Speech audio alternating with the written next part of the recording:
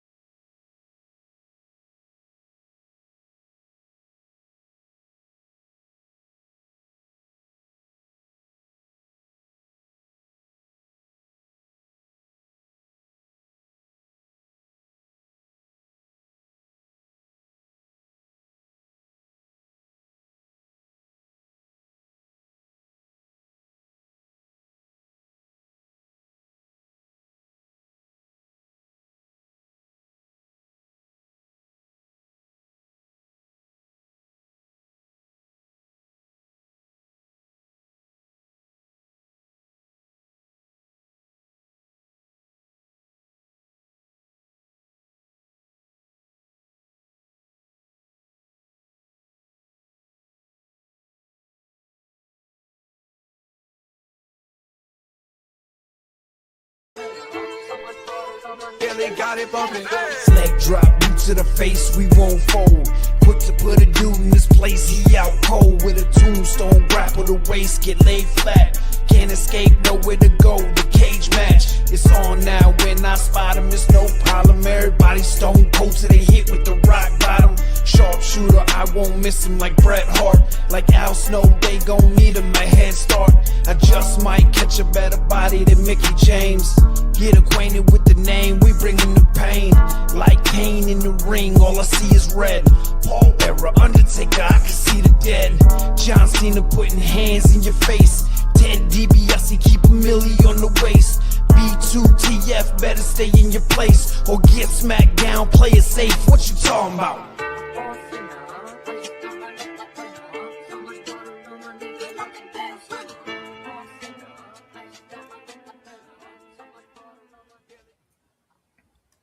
Welcome to another episode of Boot to the Face here live on YouTube and all your favorite podcasting platforms.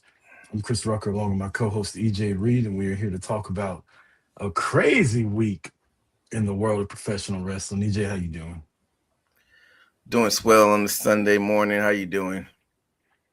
I'm doing great. Got a fucking whole chicken out there smoking in the smoker right now, so Yeah? it's gonna be lovely around here in about 5 hours. What's the occasion? Just felt like doing it? It's a Sunday. You doing it for like the week, or you just going? It's just dinner for the night. Last time I went to Costco, I bought 2 whole chickens because they were on sale. They came in a 2-pack, so figure might as well smoke one of them now. The other one's in the freezer. Yeah, that's what's up. I was thinking about doing that actually. I was gonna do like a Cornish hen. I don't know why I got sidetracked. It popped up in my mind early this week, but maybe do it next weekend or weekend after next, I thought about doing some elote to go along with it, but it just seemed like a lot of work. Elote. Mexican street corn. Oh, that's what it's called. I never knew it had like an official name. I I guess that's what it's called. That's what it is on the menus when I forget it. Oh, really? I just always called it street corn. I'm sure, like you just said, the proper name. That's what the proper name is. But I hadn't tried doing that like homemade. How'd that turn out when you did it? I've never done it before. That's why I didn't do it because I was looking up the ingredients and directions. Dude, I was like, shit. My girlfriend said she can do it, but she was asleep. Like she didn't wake up as early as I do on the weekends. Like I woke up this morning, bro. I got up, started Collision, Hmm. fucking let the cat out, which is not my cat, it's her cat. I don't like him, but that is a whole nother thing. Um, let the cat out, and I was like, you know what? Let me just go ahead and get this workout over with. Drove to the gym, got a good chest and try and buy day in. Went to the grocery store, came home, fucking fired up the smoker, put the chicken in, fired up the Blackstone, made breakfast. This motherfucker hadn't even woke up yet. Your lady didn't wake up yet? No, he hadn't even. She's awake now. She's at Orange Theory, but it's just two different lives we live, man. Like I get up and on the weekends I got like 4 hours to myself. Well, I don't blame her. Yesterday, I was asleep for a while. This morning, like you said, I did half a Collision yesterday, finished the rest today, finished Impact. So Sundays I usually wake up pretty early, but Saturdays that's my day to sleep in like she did. Mm. Just wake up whenever I want to. Sometimes I wake up earlier, sometimes I wake up later. It's like a crapshoot, depending on how Friday went. We also spent the day yesterday like finalizing everything for London when we go for All In. So we've got the Yeah, majority of that done. You and I got tickets now. Um, hotel is booked. The ride from the airport is booked. Like shit that we're gonna do while we're there is booked. Because a lot of that shit you got to book well in advance. I didn't realize that, like but what? I know Harry just Potter. like That's probably something you got to do yeah, early. that's what she's doing on the Sunday. We're going to All In. Like, and it's like an 8 hour thing for her. Like somebody's gonna come pick her up, take her out to the Harry Potter joint, do the tour, bring her back. That's got to be done early. Like certain tours and shit like that have to be booked early. So we've been trying to get ahead of all that and figure out the logistics of travel and getting back and forth to places. I really want to ride one of them fucking like English double decker buses. Knew he was gonna say that. I went on one of those. It's okay. It's pretty. They just it's like a regular tour, but like you said, the gravitas is like the double decker Yeah, bus. It has like the lore, but it's like it's cool. you never know. Fucking Jason Bourne might crash a motorcycle into the side of that motherfucker or something. Like I see, I see that shit on TV all the time. So I don't know. I want to do it. Yeah, might as well, man. Do the whole London experience. You got to go to Big Ben as well. I think our hotel is like close to Big Ben, or maybe it might be close to a couple like museums and shit like that. Maybe not so close to Big Ben, but we'll definitely go there. You got to do London Bridge. I mean, it's basically New York, except they're way before New York, of course. But like, yeah, it's like so much stuff to do there. It's huge. I'm cheering for England to win the World Cup because imagine they fucking win and they're there celebrating like a motherfucker when we get there. They'll still be celebrating, even though it'll be like a month later. Yeah, they fuck yeah. I'm still celebrating the Knicks. Yeah, they're in the Final Four, so they got to get that monkey off their back. I think it's been like since 1960 something since England won the World Cup. They Like just beat the gym teacher from the 80s. Norway, they got the dude with the blonde hair. Man, these white women I ain't seen white women in such an uproar since that fucking giraffe was giving birth a couple years ago. Oh yeah, they were upset. What were they up in the uproar for? Not an uproar like in bed, but just like fawning over them, like everybody paying attention, like, oh Really? my God, look at Holland. Yeah. The guy Holland is from amazing. That dude went to like he went from like a couple 100,000 followers on Instagram to like 60 million. hold on, you talking about the Norway dude? Yeah. Woman like him? He look like a The one that looked like the fucking terrorist from Die Hard, that guy. yeah. Really? Into that? I mean, no judgment, but I guess whatever, Hey. whatever floats your boat. Yeah. I didn't know he had the juice like that, but hey, He do now. Everybody loves him. yeah. What's the? I didn't completely check out once the U.S. lost, but like after that, it was like, I guess whoever wins, Messi's Yeah. still in it. Messi's still in, It I has guess. it has been like that though, right? Like the US lost, and I was like, I saw some shit about the World Cup the other day. I was like, oh shit, that is still going on. Like I thought they would have canceled it when we lost, leave it up to Trump. Trump would have been like, turn all this shit off. Like we're out. Exactly. Yeah, well, I saw, and like you said, when I noticed it was still going on, I saw there was still one game left in Kansas City. I'm like, hey, let me see what these tickets look like. I've never been to the World Cup just to say I've been to it. I saw the nosebleeds was like $8.90 for nosebleeds. I'm like, never mind. That's cheap compared to Atlanta. What was the Atlanta pricing? Atlanta cheapest ones right now is like 1,300. Which round? They still got a game left there? Yeah, they got a semifinal game here. Oh, really? Well, Yeah. I guess like the closer you get to the final, the more expensive. So that makes sense. They've been that expensive the whole time. Oh, Especially because we had Messi here. okay. That makes sense. Yeah. Some of the earlier games when it was still the group phase, those tickets weren't that bad in Kansas City because it was like Algeria versus like one of the other smaller countries, and it was the group play, and it was like, I want to say the tickets were like 200, 300, something like that. That I would have went to, but here in Atlanta, they've been over $1,000 every game. So, but I was out of town that week, so I couldn't go anyway. Yeah. So it is what it is. I pissed off a bunch of people at work because we were in the office talking. I was like, yeah, man, I was looking at tickets the other day. They want like $1,000 to sit way up top, like next to where the Falcon Super Bowl banners would be if they had any. You said what? You said what? And they all cussed me out, told me get the fuck out the office. Really?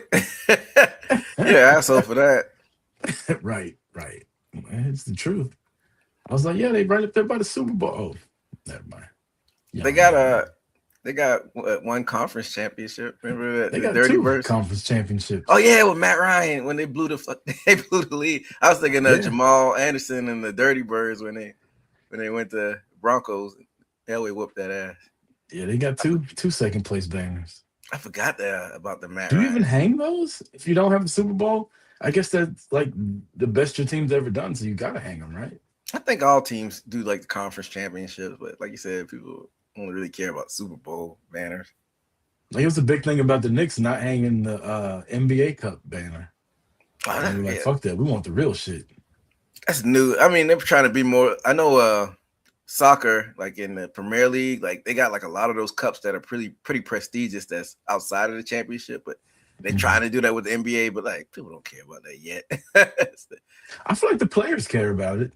Yeah, I mean, it's like as you go along when the years keep going by, I think it'll build a little bit more prestige winning the in-season tournament, but it's still new, so you got to build the reputation first before people start really caring. I can't even lie to you. I don't even know how it works. Like, do those games count for your record throughout the season? It does. So you're not playing. You're still playing 82 games. Yeah, it's gotcha. It counts within the season. They built it in, so it is what it is. But it's still funny that you shit on the Falcons fan. Hey man, I wouldn't necessarily shitting on them. Tell them the truth. Anything else happened this weekend before we get into wrestling?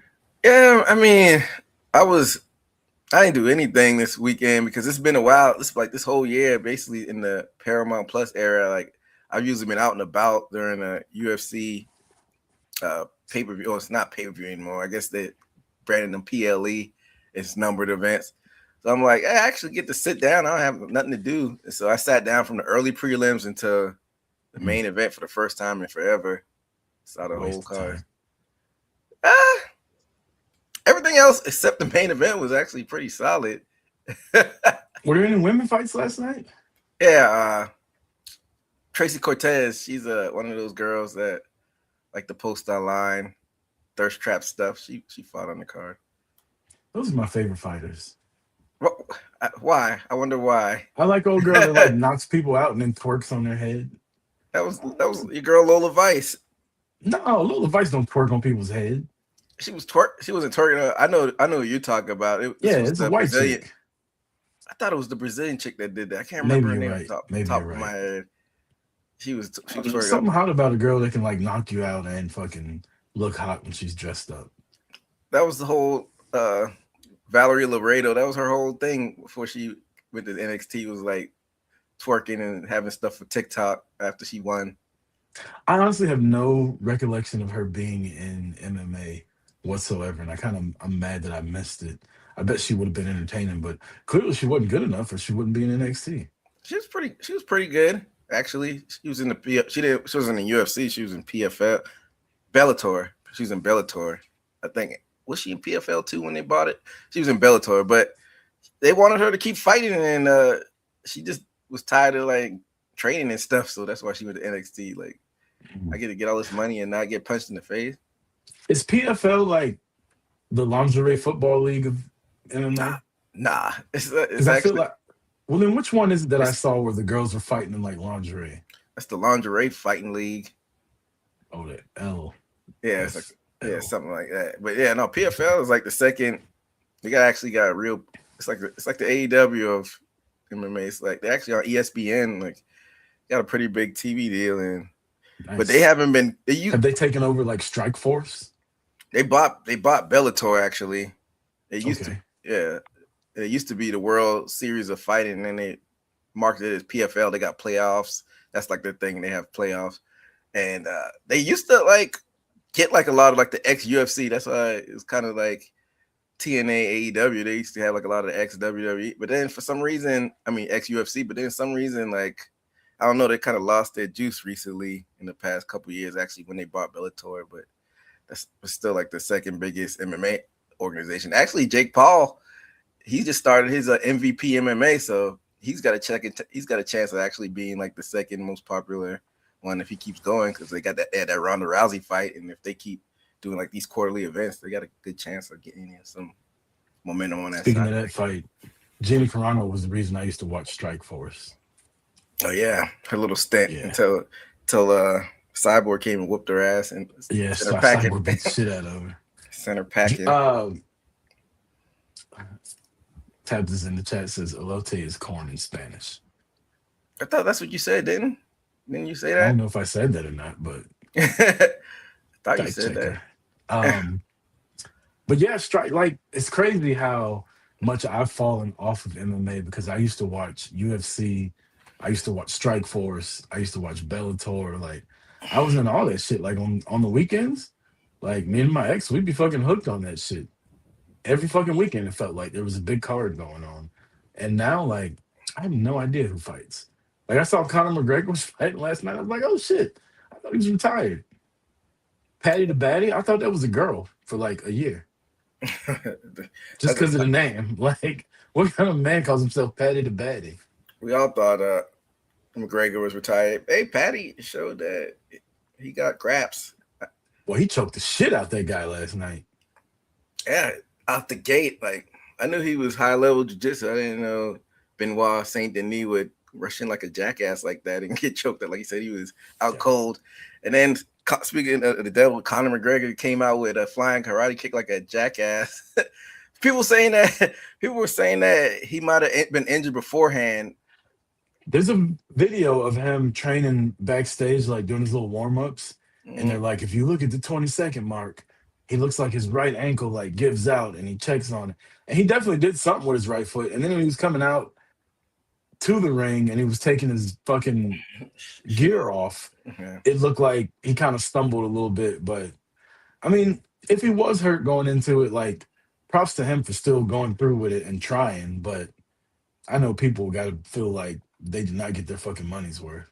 I mean, if you went to the fight, of course, thank goodness that they got rid of pay-per-views, or a lot of people would have been pissed off paying $69 or $79. I think they raised their price up to $79 before they went over to Paramount. It's like $79.99 for a fight, and then it lasted like that. But like you said, at least he tried. But it is what it is. I thought he was retired too. I'm surprised he even made it. But for full coverage of that, we'll be talking about that on Haymaker.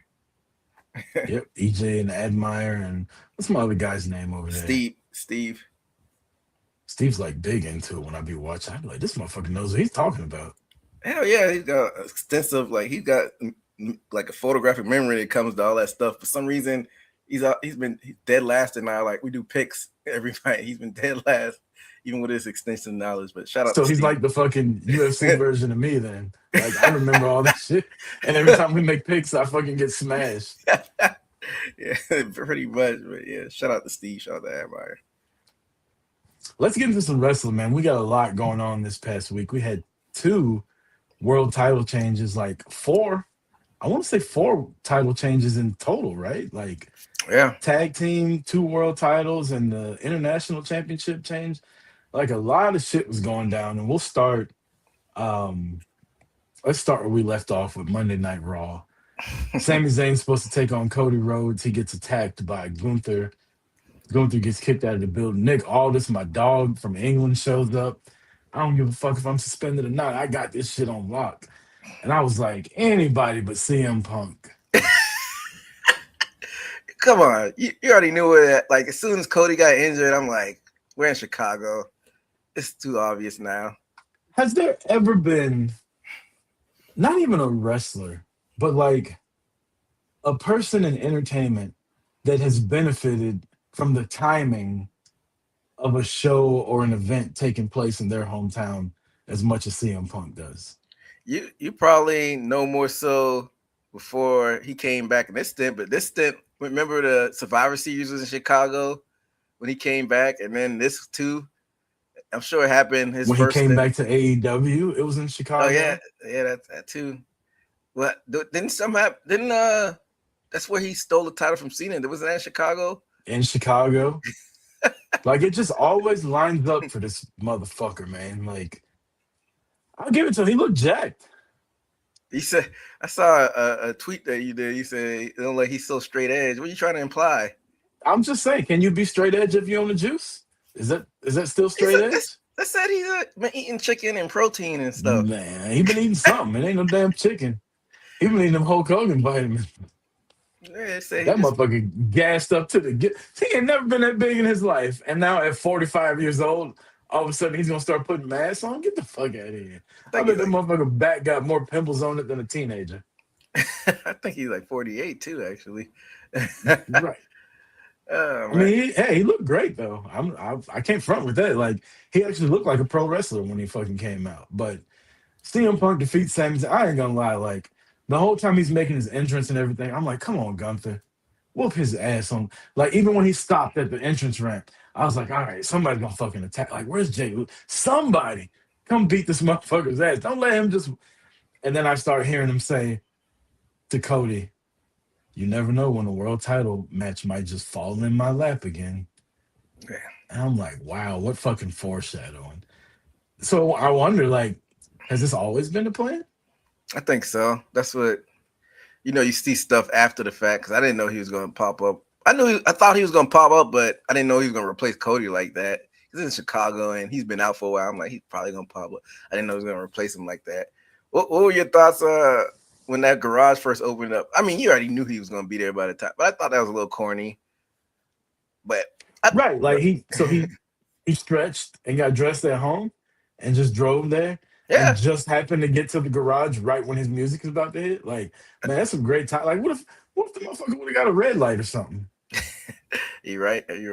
That's a good point. But that's what he said on SmackDown. He said, Nick Aldis called me and I put on my gear and just drove there. Like, we're supposed to believe that Fluid, Jay is tied up with lawyers. Oh, it's divorce. Damn. Yeah, I don't worry about stuff like that. Ain't got nothing to do with me. But yeah, as somebody that's been through a divorce, like, that's a sensitive subject. Well, we know who his new lady is, so I'm sure he's not sweating it too much. Miss Parker. Miss Parker. Yeah, but he should come out and do a little shoulder thing next time he comes out. Yeah, that'd be funny. just so he could set the internet on fire with people in the basement. But I think this was the plan the whole time. I think that's probably why he's like, all right, I'll lose the Roman at Mania, but you owe me one. So they probably had this mapped up the whole time. So this is what pisses me off. One, CM Punk's a hypocrite. Let's get that out the way first. Because I remember 10, 12 years ago, he was the world champion. He had a 450-day reign or some shit like that. And all he did was fucking complain and bitch and cry. I'm not in the main event. And every time a bigger star comes around, they just do whatever. And then here comes The Rock to take my title from me and end my reign. CM Punk is basically Cody Rhodes in 2026. Back then, the main guy was John Cena, and the superstar coming in was The Rock. Took his title away. Cody Rhodes, his main guy that he's got to deal with is Roman Reigns. As long as Roman's around, Cody's never the main event. And the bigger star he's got coming around is CM Punk. And he talked all that shit and complained, and now he's that guy, right? The other thing that pisses me off, just WWE booking in general. Like, we've talked about Obafemi and how stupid that was, and the Queen of the Ring tournament and how dumb that is. You got a whole roster of people, right? The number one contender is taken out, and you're like, we promised these people we're going to get a title match. You can't find anybody? Ain't nobody like beating down the GM's door like, hey, I want a shot at the title. They're just backstage like, I can't find anybody. If I'm JD McDonough, I'm like, hey, put my big head ass in there. Anybody should walk. Like, they should have at least had people fighting over it. But instead, they put a guy in. If anything, if I'm Jey Uso, I'm like, why don't I get a shot at it? I was in the King of the Ring final. The guy that won King of the Ring don't want the world title. And the guy that beat me in the number one contenders match don't want it. Doesn't it make me the number one contender? He's nowhere to be found. Instead, you call a 48-year-old man that's sitting at home with his wife, reading books and drinking Pepsi, and give him a title shot, all because they're in Chicago. And then it wins. Well, what were your thoughts when you heard the final count? 1, 2. I was like, Rucker's probably pissed right now. I'm not gonna lie, I wasn't a fan of Sammy having the belt, but I was really mad for Sammy. Why? 9 days? That's all you gave my guy? 9 days? Kane is like, oh my bear. Like, you remember Kane? He lost it the day after Kane had it for like 23 hours. Yeah, so because he won by accident. I bet Sammy probably knew this was the plan the whole time. He's like, at least I get it. He's like, Sammy probably isn't politicking. He's like, at least I got a shot at the belt. I get it, but then I know he's probably willing to play ball like that. This might open up a whole new world for Sami Zayn's character. Yeah, exactly. But you got a point, though, about people not knocking down the door for a title shot. What was that? Was it TNA or somebody had like an open challenge and you saw literally people running for it down the belt trying to get a shot at NXT it? used to do that shit. Yeah, NXT was NXT that did that. Like, but even if you go across the street with AEW, you turn the TV on and you hear like 8 people give promos throughout the night. Every fucking one of them's like, I want to shout at the world title. Yeah. Isn't that the point of this shit? Yeah. But you got fucking all these guys backstage and they're like, oh, Cody's hurt and we're still going to have a title match tonight. And they're like, shit, I got to get to the bar. I ain't got time to be main eventing. I'm trying to meet this little chick that just DM me on Instagram.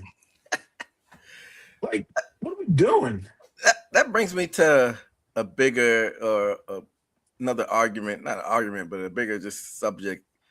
Is WWE booking for the moments basically in this TKO era instead of, because you got this, you had Oba winning that tournament, you had Jay winning the belt, and then like really no follow-up after all of this, like these moments that, you'll get clips for TikToks, but they don't really tie in with the storyline. And then this CM Punk moment, like, are they booking for moments now instead of actual long-term story booking? That's what it feels like. It feels like they're just trying to go viral. Yeah, I mean, what good does that do you, though? I mean, we've been talking about it forever. Apparently it's doing a lot of good because, attendance is still what it is. Ticket price is still high as giraffe pussy. But, like, SummerSlam, they're in a 70,000 seat arena. and they've sold 22 to 25,000 seats for each night. What's the point of doing 2 nights if you're cutting half the fucking arena off? I mean, like you said, the arena holds 70 something thousand. Why don't you just do one night again and try to fill it up? Because right now you're still almost like half, 22 and 22. That's still about a little over That's half. a third. That's a third of it. 20, but I'm just saying for you got 22 So if you one night. combine them, Combine them, it's a little bit over if you half. combine them, yeah, that's 2/3 of it. But still, like, but how many of those people got 2 tickets for both nights? That's a good question. You I know, always thought like, it was a bad idea to do 2 nights at SummerSlam anyway, and you're yeah, gonna do it I in a had to. stadium. I take 2 nights of Royal Rumble over 2 nights of SummerSlam. Yeah, women on one night, men on the other night. That makes sense. Exactly. It makes way more sense. They're just so fucking money hungry, man. And then they got the tickets so fucking high. They're like, oh, we sell like 40,000 tickets and we made it. Yeah, but you could just put regular ticket prices and sell 70,000 each day. Wouldn't that make more money? Am I crazy? Maybe I just don't know how to do math. That would make sense. Maybe it's a pride thing. If they wanted to do 2 nights, why are they doing a big ass stadium? Why wouldn't they do arena or like a soccer stadium? Right. I mean, me and you went to Nashville SummerSlam. Half that stadium was tarped off. Yeah, and this was one night of SummerSlam, and then they're trying to go 2 nights? Right. And it was what, about 40,000 people at that Nashville show? Yeah, about 40K. And like you said, half of it was tarped off in Nashville. I don't know, man. Like you said, they're just money hungry. And I was thinking about going to SummerSlam, but it's kind of close to when we go to London. I don't know. I was thinking about driving. Close for me. I was thinking about driving there because, it's the Midwest, but I think it's like a 7-hour drive. I'm like, I don't know about that. It's a little far. Anything over 4 hours to me is an airplane, buddy. Yeah, me too. But I've gotten bougie at my old age. Like, I've adjusted to flying now, so anything over 4-hour drive is an airplane, and any hotel with the word "in" and then I'm out. Man, that's real bougie. But no, I could go about 6-hour drive. Anything over 6, then, because 6 is about from here to Chicago, and that's just not really worth a flight from. But anything over that, like 6 is pushing it too. I mean, like, I drive to Winston-Salem for WrestleCade, and that's like 5 hours, but there's no like flight to get in there. And the drive up there is fine. I'm excited. I'm like, oh, I get to see all my wrestling buddies, get to do all this. But that drive home is fucking miserable. Hey man, yeah. If I could, have the opportunity to fly, I usually take it. I'm not a fan of driving, especially by myself. Like if you had somebody to help you drive, it's not that bad. You switch off 2 hours each. Every 2 hours switch off. But I don't even know about that because I don't like people driving. I don't like the way people drive. Yeah. Not even your lady? Oh no, shit no. That's messed up. I hope she ain't still listening. I can't fucking stand riding with her. She's so aggressive. Not even your brother, your mom. My brother falls asleep while he's driving, like plays his phone and shit. Like really? No, I don't like anybody driving with me. I really don't. And the crazy thing is my new position at work. I have to train people, so I have to ride in the truck with them for like 5 hours to make sure they're doing shit. Man, you talk about motherfucker nerves being bad. Jesus. That's crazy. You say your brother falls asleep. I mean, I guess because you drive for your profession, so I guess you're a master. So anybody that does anything slightly wrong, you notice it. But my driving record is impeccable. I hadn't gotten a speeding ticket since like 2008, literally. I last speeding ticket I actually got was in 2001. Now, I have been pulled over twice in the past couple years, but because I have a CDL, they're like I was, when I used to live in Canton, I was coming down this road, and it's like this steep hill. It's the same way I got my last speeding ticket. You're coming down the hill, and you're just kind of going with like gravity, and I get pulled over. He's like, the speed limit is 35. You were doing like 52. I was like, I'm sorry, I'm just on my way to work, like just coasting. And he got my driver's license, and he's like, look, man, you got a CDL. Like, I know that shit's hard to get. I don't want to put any points on there. Just slow down. Yeah. Like, cool. Yeah. and then going to, I don't know if I was going to Winston-Salem or going to Carolina for my girlfriend's like family's vacation. I got pulled over and he just gave me a warning because I had a CDL. So I've been pulled over a couple times for speeding, but nothing on my actual record. But yeah, I hadn't tickets since 2001, 25 years and going, buddy. I'm at 18 right now. I was like 20 before I could even drink. That's the last time I had a speeding ticket. I was like 20 years old, 19 years old. But I hadn't even gotten pulled over for like a warning. Like when I got pulled over, it was for like a tail light or a headlight or some stuff. That was like back in like 2018 or so. It's been a minute. I know this doesn't have anything to do with wrestling, but full disclosure about that ticket I got in '01, I actually got arrested because of it. Hey, what happened? You had an outstanding something? So back then you couldn't pay stuff online because it was like early 2000s. There was no like app or shit or like websites and stuff. So you had to mail the payment in. So I mailed the check in to pay my ticket. And usually when you pay the ticket, you don't have to go to court or like appear for it. My payment showed up 2 days after my court date because there was like some holiday or something like that going on. So a year and a half later, me and my buddies are hanging out. We're smoking weed, I think, or something like that, maybe. We're hanging out outside my buddy Nate's house. Nate, shout out to Nate. And we get out the car and get ready to walk in, and the cops stop us. Like, yeah, we've gotten suspicious reports of like cars just being parked in the neighborhood. We need y'all's ID. They ran my ID. Next thing you know, I'm getting handcuffed, taken to jail. Like, what are you talking about? I got a warrant. Like, yeah, you got a bench warrant. So they took me to jail. I didn't even get like fingerprint or anything. They were like, you owe $180 fine or something like that, and we'll let you go. So I paid it and they let me go. But yeah, got arrested for that shit. Well, when they first put the cuffs on, were you like shitting bricks? I would have been. Yeah, I was like, oh my God, like what the fuck is my life right now? Like I honestly, that was a big life-changing event for me then. Cause I wasn't working or anything. We were out of high school. We were just kind of hanging out, partying all the time. And I remember going home and I was living with my parents at the time. I moved back in. And I remember like just crying my fucking eyes out like a little bitch. Like, what am I doing with my life? I was probably drunk and like emotional or whatever. I was like, what am I doing? Like, I got to make a change. And then started welding not too long after that. And yeah, it was life changing. 02. Yeah. So you like 19, 20. It was 02, around 02. 01, 02, yeah, something like that. Dang. I guess it's for the better long term. Yeah, it was eventually. But so, yeah, that was that. Back in wrestling, sorry about the little sidebar. We talked about multiple title changes. Division wins WWE Tag Team titles after losing, like 2 weeks ago to the Street Profits with Maxine Dupree hitting my boy in the balls. Was it Montez or was it Dawkins? Dawkins. It was Dawkins. She ain't gonna fuck with Bianca.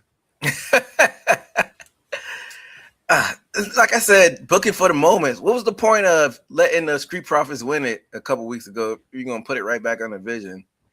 The moment, just like you said. Literally, like something to fucking tout all over social media, get some hits, and then they just put the belts right back on them.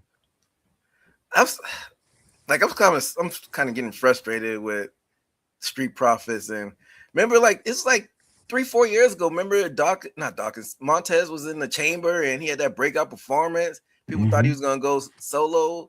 It was a Kofi moment, and then nothing. I think this was still when Vince was still around, though. But still, I thought he was gonna break out after that. And then it was literally his Kofi moment. Like if you remember, Kofi Mania started in the Elimination Chamber. When everybody thought he was going to win and he got to the end and him and Daniel Bryan had that fucking back and forth.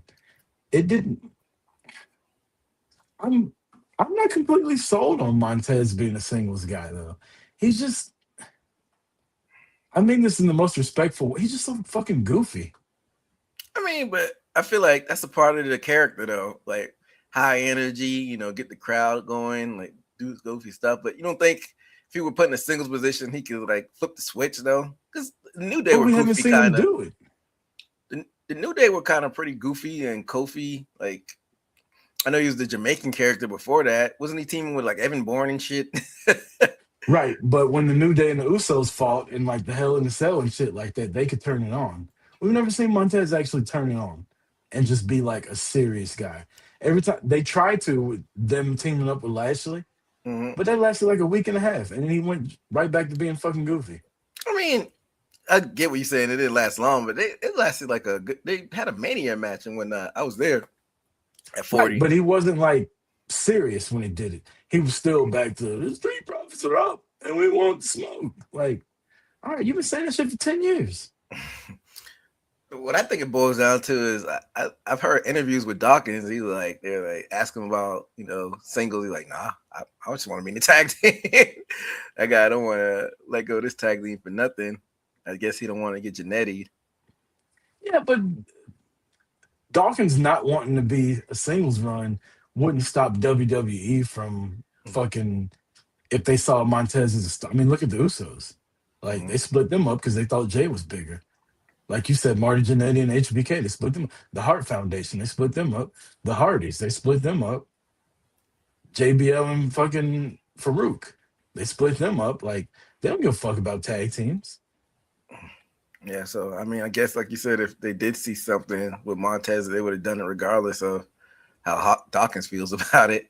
See Floyd at 37 or 38, maybe it's a little too late for change. It's never too late though. I mean, DDP fucking won the title at like 50 years old. yeah.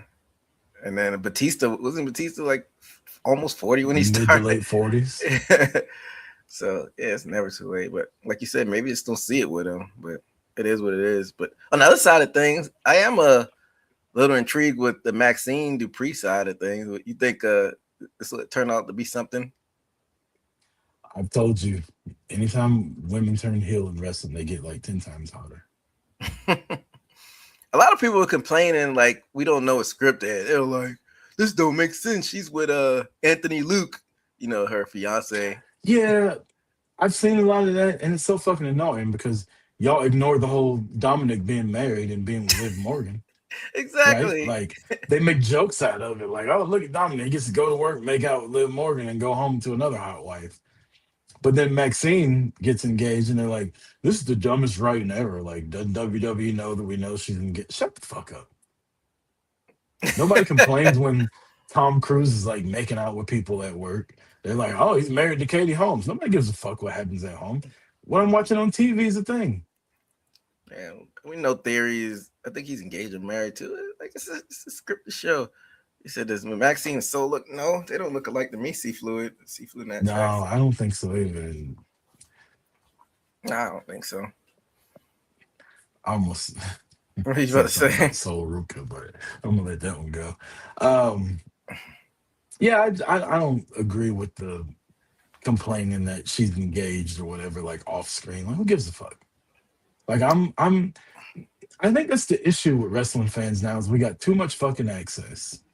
And instead of just watching, like when you watch House of the Dragon, you know what I mean? You're not like, oh, well, this guy's married in real life. Like, I know he don't really like her. Like, they're clearly not really fucking because he's got 2 kids at home. Like, nobody does that. So why do we do it with wrestling? People are weird. I don't understand it. Yeah, just watch the fucking show. Like, what you're being presented on TV is what you're supposed to be looking at and buying into. You're not supposed to be like investigating these people's personal lives and shit like that. I guess because they're more like pro athletes than they are actors and actresses. So you kind of get a taste of what their real life is, like a football player or basketball player. But at the end of the day, it's entertainment. Like, it's a TV show. It's live entertainment. Like, just calm the fuck down, leave these people alone, and just you either like what's happening on TV or you don't. Quit trying to deep dive so much into their personal life and behind the scenes and all that shit. Like, what's Meltzer gonna give this man? Who gives a fuck? Yeah, it's definitely weird behavior. But do you think this is going to give the Vision the shot in the arm that it needs? Because they were teasing them kind of breaking up. Paul Heyman was kind of chirping that theory, and then this happened. It seems like a little bit of a reset or soft reset or turnaround. Because they've been kind of like, The injuries and all that. Is this gonna give them like a shot in the arm? They pulled the plug on so much shit way earlier than they need to, and like just let go of storylines like in the middle of them. But for some reason, the vision is just hanging the fuck on. Like, no matter how many injuries that happens to this group, you had Rollins get hurt, you had Breaker get hurt, you had Bronson Reed get hurt. Now Logan Paul's injured. They're like, I don't give a fuck. We're pushing through. We're gonna put Maxine in here. We're gonna put fucking Austin Theory in here. Speaking of Bronson Reed, have you seen this motherfucker on social media lately? Didn't he lose a lot of weight? He's lost like 50 pounds. It's all fucking. Whew. That's gonna be a bad motherfucker when he gets back. That tsunami might be a fucking moonsault. He gets back. I'm for people getting healthy and stuff like that. For some reason, I like him with the weight on because it kind of reminds me of like a Bam Bam Bigelow type. Yeah, that's what we talked about like a year ago. I think like every now and then you need like a. I don't mean this in a derogatory way, but you need like a big sloppy, fucking heavyweight that just beats the shit out of people, and that was him. Well, speaking of that, I don't get too far off the track. You just remind me of the Mason Rook kid in NXT. You think he'll translate to the main roster? Shit, no, he got to grow a beard or something. Why you said that? He like too much for a little bitch in the face. They had. I mean that respectfully. He looked like a beast when they had the what you call it, the mullet. I don't know why they shaved the mullet off him. I don't know. Just the clean shaven look does not look good. He looks like a child. I don't think he can grow a beard because he's almost 30. There's nothing intimidating about that guy. He's got the size though, like you said, the sloppy look. Like you. Yeah, he can move too, man. He can move for a big dude. You say he's 30? I thought he was younger than that. I think he's like 29, 28. Yeah, he's kind of up there. He can. That boy can fucking move. But Bronson Reed with his weight loss, who knows what that's gonna hold for him. But I'm to the point now with what happened on SmackDown. Just give me the fucking War Dogs back now that Baron Corbin's back. Not the War Dogs. I'm sorry. The what were they called? Wolf Dogs or something like Wolf Dogs. Yeah, the Wolf Dogs. Give me the Wolf Dogs back. That was a good tag team. Baron Corbin and Braun Breaker. Too many Brauns. That's when he kind of, because remember they were forcing him to be like this John Cena type babyface character, and then when he got with Corbin, he turned healed and got with Corbin, and I think that was on I think they tagged up at one of the takeover shows I went to at the Mania. I can't remember if it was 40 or 41. They were tag team champions. It couldn't have been 41 because we were at that one. That's when he was in the. So I think it was at 40 where he was. I don't know. We've talked about it with Braun Breaker before, man. Seafood said that re-slap will not look as different. He did a slap? I didn't know he did a slap like that. But maybe he's talking about the splash. Oh man, maybe yeah. The tsunami. Yeah, that's what I was saying. He's gonna have to start doing a moonsault or something like that. I don't know. That's what the tsunami was about. Like his big ass just jumping on top of you. Yeah. Remember him and what was it? Him and not Bronson. Too many damn Brons. Braun Strowman. Yeah. Wasn't him and Braun Strowman going at it, and they were doing like the monsters versus. Then he get Bronson Reed out of there. I mean Braun Strowman out of there. Like, and then he beat Roman Reigns. Yeah, so. He's one of the only people with a one-on-one victory over Roman Reigns in like the last 10 years. So that's probably like 6 people. Yeah, that injury didn't do him any help. But back to Braun Breaker, like I don't know, man. I know he's got the lineage with the Steiners, and I don't know why it's not clicking for me with him, man. Like you said, where you could just run 20 miles per hour and do a spare, like yeah, I don't know. I'm over him. Like Obafemi, Trick Williams, even Javon, like all these guys have showed up and just left him in the dust. Yeah, so maybe just split him up and put him with Baron Corbin. I don't know. The last bit of WWE news is what we thought was another WWE lifer has decided not to renew his contract. Sheamus is done with WWE after damn near 20 years. He's a Triple Crown winner. I think he's a Grand Slam winner. Nope. He's not even a Triple Crown winner, which just sucks for him. He's won the tag titles, he's won the WWE title, and he's been the United States champion. US doesn't count towards it. Oh, yeah, it does. He's a Triple Crown winner. No, it doesn't. It doesn't. You gotta. It's the IC. You got the US makes it a Grand You Slam. can't pick. No, you can't. If the Look at U.S. it. makes Look it it a Grand up. Slam, then the Look it U.S. up. makes it a Triple Crown. For some reason, the US doesn't make it a Triple Crown. You got to win the IC to make it. IC only. I'm not going by their rules. He's a fucking Triple Crown champion. I don't give a fuck about what they're talking. That's the dumbest shit. The U.S. title makes you a Grand Slam winner, but it doesn't make you a Triple Crown winner. Get the fuck out of here. It's the same goddamn belt.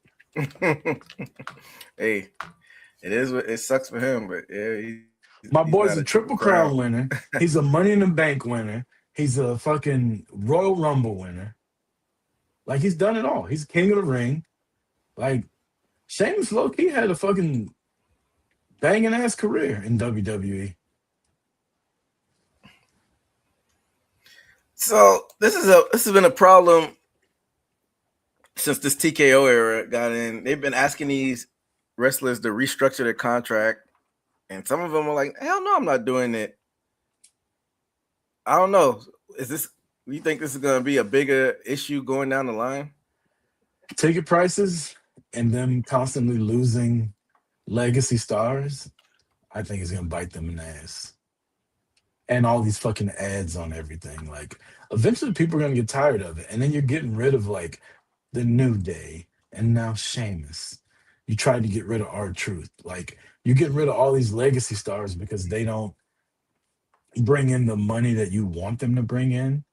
But yet people love watching these people. It's going to bite them in the ass eventually, man. And we've been talking about it for a year and it hadn't happened yet. But much like with Willow Nightingale and Kenny Omega, I don't think I'm wrong. I think I'm just early. You said with Kenny Omega? Mm-hmm. We'll talk about that later. I mean, as far as the legacy side of things, what do you think? How you think that's going to hurt them? Also, yeah, like, what's it going to look like when it's time for these guys to get their Hall of Fame stuff and they left the company? That's a good question. Have we seen that happen yet? Because we hadn't. Because only the longest example we've seen is Bryan Danielson, and he hasn't gone back to try to do the Hall of Fame. I don't think we've seen it yet. I don't think we've seen it yet. That's a good point that you make it, because we hadn't. These people leaving. Like, what happens when Mercedes retires? Is WWE gonna offer her a fucking Hall of Fame ring as Sasha Banks? Oh, they got to. They have to. Do they? By the time she retires, it'll be 10, 15 years she's been gone from the company. Still, she did too much to not put her in the Hall of Fame. That sounds great, EJ, but this is the TKO era we're talking about. You can't have Michelle McCool in your Hall of Fame and not have Sasha Banks. You motherfucking right about that one, buddy. So you got to put her in regardless of how you feel. I mean, what's the most, like... Michelle McCool got put in before TKO, though, didn't she? No, she was there, like, what, last year or so? I want to say maybe 40 at the very... That was an Undertaker move, though. It was. But I'm trying to think, because we've seen Vince McMahon hold grudges. Is Macho Man still not in there? Or is he finally in there? I think Macho Man's in. Finally put him in? Because his brother did his speech, right? You're right. But it took them forever to do that. Mm-hmm. It took him forever to do Lex Luger because he was mad that Lex Luger went over to Nitro. And that was... Took him forever to fucking get Bruno Sammartino in there. Yeah. And this guy held the fucking title longer than anybody in the history of the company. And it wasn't even that... because Vince was gone. That's the only reason why Lex Luger probably got in. But like you said, Sammartino took him forever. I heard Triple H was able to mend that. I feel like it's a few other people. It took them forever to put Demolition in there. Like, why was it Demolition just got in last year. Well, we know Owen's not in there for it, but that's Owen's family reason. Why is Batista not in there? He is in there. Always been jealous of. No, Batista's not a Hall of Famer. He just the year that he got inducted, it was the pandemic year, and he never did his in-person one. You sure? Positive. He's in there, but I don't know why he wouldn't want to just wait and do it in person. Like, yeah, he was in there pandemic year. It's other people. Either way, like you said, I don't know how this TKO is gonna work with inducting these people who've left the AEW, if they're gonna be spiteful and petty and not do it. I don't think we've seen it long enough. The person that I guess we got to see what happens is Bryan Danielson. Bryan Danielson, he's retired, right? Basically, with his neck. Then they just quietly took him off commentary too. I didn't realize that. Yeah. So I don't know. It's gonna be interesting. But as far as Sheamus goes, What about Kofi Kingston? Kofi's the first ballot Hall of Famer, but he left the company. you don't And think they have to pay you to be put in the Hall of Fame because you got to sign a deal with them. Well, they gotta wait till they retire. And like I said, we don't have any examples of people at But AEW retiring yet. the reason I said that though is TKO going to think it's worth it to pay these guys legends deals just to get them to go to the Hall of Fame for one night? So it's set in stone that they have to do that. They have to. As far as I know, you have to be under a legends deal to get put into. They're not going to put you in the Hall of Fame if you work for another company. That's what I'm saying. They just gotta wait for these people to retire. But then WWE wants to use your likeness. They want to sell T-shirts. They want to sell action figures. If they're going to put you in the Hall of Fame, they want to make money off of it. So you're going to have to sign a deal with them. Yeah. But does TKO think that'll be worth it? Why wouldn't it be worth it? Why would it not be worth it to fucking lower the ticket prices and sell 70,000 tickets instead of 25? That's a different. It's like apples and oranges though, because like they're always going to want to make money. They're always going to want to make money. They got to put somebody in the Hall of Fame. So it's not like they're going to just quit putting people in the Hall of Fame. They'll put the people in the Hall of Fame that have taken the fucking pay cut. But these legend deals, they aren't getting paid as much as they're gonna have to pay a legends deal regardless. So just because you took a pay cut, they're still gonna have to pay you anyway. Like the legends deal money. The legends deal money is probably like a flat rate across the board.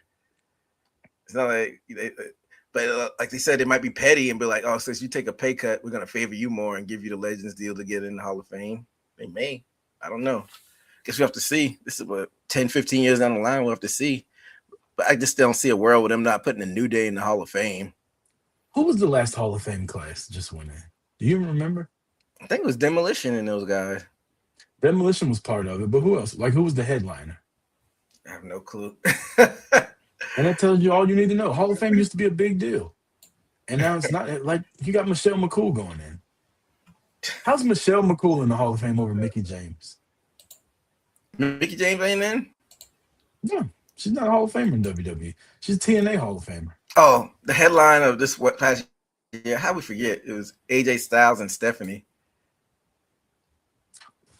Stephanie?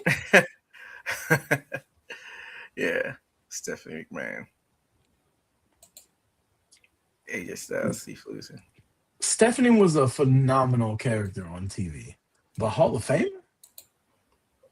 Yeah, just because the family legacy. I see it, but yeah, whatever. Stephanie was a good ass SmackDown GM though. She was doing all that like never mind. Then she There's Cena some smack her. shit going on with Stephanie as GM. Didn't Cena smack her on the butt? Cena spanked her. Fucking she's making out with Eric Bischoff. She made out with Eric Bischoff? Yeah, they used to do the camera would like start at her heels and would pan up and she'd be bent over the desk and then turn around and be like, oh, hey, didn't see you there. Vince McMahon is a sick guy. Hey, man, didn't he pitch a fucking thing for him and her to make out? Nah, for him to like get her pregnant, like an incest storyline. What a fucking weirdo. Very weird. Freaky ass dude. Stephanie. Freaky ass. He's a fan. Yeah, he's a fan. C-Fluid said Stephanie had what? The most time for her Hall of Fame speech. Yeah. Her and Triple H. Ridiculous. Is Triple H in the Hall of Fame? Yeah, he finally went in last Yeah, he talked for like 2 hours, didn't he? Yeah. Wasn't that the night they caught Booker T asleep in the crowd? I think so, yeah. My dog Booker fell asleep on his ass. Mm-hmm. Oh my goodness. All right. That's enough WWE. Let's go on across the street. We got a lot going on with AEW this past week. We had returns, we had title changes. Let's start with the two returns. The first one took place last night. Can you tell me, EJ, if this was promoted? I think so. They had a poster. I saw a poster somewhere online saying Hangman is coming back. I didn't see it on Dynamite. I think they just put it on social media towards the end of the week. That's not good enough. But I turn on Collision, and to my surprise, Hangman Page walks out. He's been gone for 4 months. We haven't seen him since he lost Texas Death to MJF. He can no longer challenge for the AEW World Heavyweight Championship. And he said, after talking about growing plants and shit, which is weird, he's the man of his word, and he's never going to challenge for the title again. I still don't believe it. I mean, it's wrestling. Hangman, I'm a man of my word. EJ, you full of shit. Yeah. I don't think it's going to be. I mean, they could go the route where he's a heel and he's like, fuck it. I'm a heel. I'm going back on my word. Because like he said in the promo, he's like, it's nothing written on paper or nothing like that. But I just think they're going to do like another stipulation match somewhere down the line. If he wins, then it's reversed or something like that. Or you go heel and just say, fuck it. It's a damn good point you just brought up. Like he reiterated last night what Tony Khan said. It wasn't actually in the contract. It was just my word versus your word. I won't do it anymore. So yeah, I think eventually he'll get back in the title picture. But for now, he called out all the other champions, the International, the TNT, the Continental. Mm-hmm. And he talked about being the national title. Yeah, he even talked about being trios champions. Mm-hmm. So Hangman Page is back. So what do you think about that? Like him putting more focus on the mid-card titles and going that route?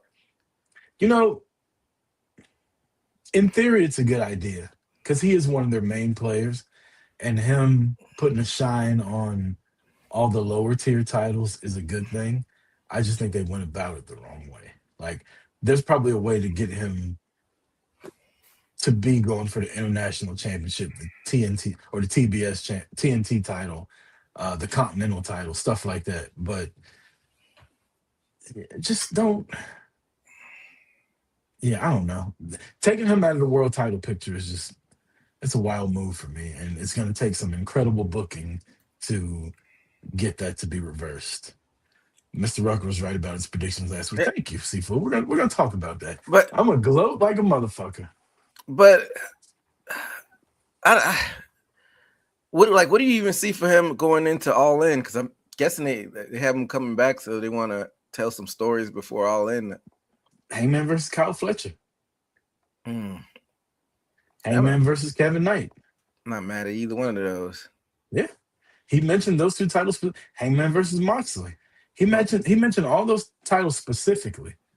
So I mean, honestly, I'd be fine with either of those three matches at All In when we go there. Man, you didn't give Mark Davis no love. What belts he got? National. That was actually a hell of a fucking belt. That was a hell of a match though. Him and Speedball. I mean, a huge Speedball fan because he don't wear shoes, but that was a really good match. The barefoot thing. Honestly, when you said Mark Davis, I was like, do they have another title? I forgot they had that national title. The belt looks good. It looks like one of your old school NWA titles. Looks like the NWA TV title. Yeah. But again, after Ricochet lost it, I forgot they even had it. Yeah, I forgot that Jungle Boy had it for a little bit, but who recently re-signed. What do you think about that? It doesn't move me. I thought he would have been NXT for sure. Maybe he didn't want to leave Anna Jay. Sometimes, would you? Sometimes I think these wrestlers are smarter than we give them credit for. And I think Jungle Boy knows, like, if I go to WWE, I'm going to be out of a job in like a year. But he could make a lot of money with him and Punk. One match, one off. He'll be in NXT making fucking $50,000 a year. That is true. But I'd just be intrigued with him and Punk maybe doing a program. Put him in that fucking, what's the one they do with no ropes in NXT? Oh, was it Underground? NXT Underground? Yeah. Put the motherfuckers in NXT Underground. Just let them go. Remember, it used to be Raw Underground. Yeah. With Shane McMahon and Omos. Yeah. You know what? People complained about that. I thought that shit was so fun. Yeah, you'd have like you'd have like somebody like Humberto Carrillo, like they give him a spot, or Cedric Alexander, a mid card guy, Hey, give him something to do during the week. that shit was dope till Lashley showed up. Oh yeah, Started Lashley beating everybody. whooped everybody ass in that. Lashley shut the fucking party down. I think they took it off after Lashley like just beating the shit out of everybody for 3-4 weeks. They're like, yeah, it's enough of this. Yeah, yeah, that'd be dope though. CM Punk and Jungle Boy and Fucking Raw Shane Underground. McMahon running the fucking underground WWE Raw. Man, you could tell they just was trying to throw shit at the wall during the pandemic. Yeah, that shit was good though. Let's get back to my notes here.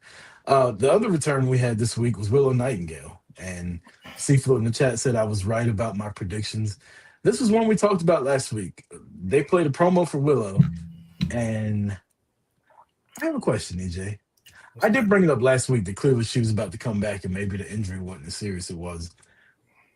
There's been scuttlebutt online, and even Tekla said it during commentary.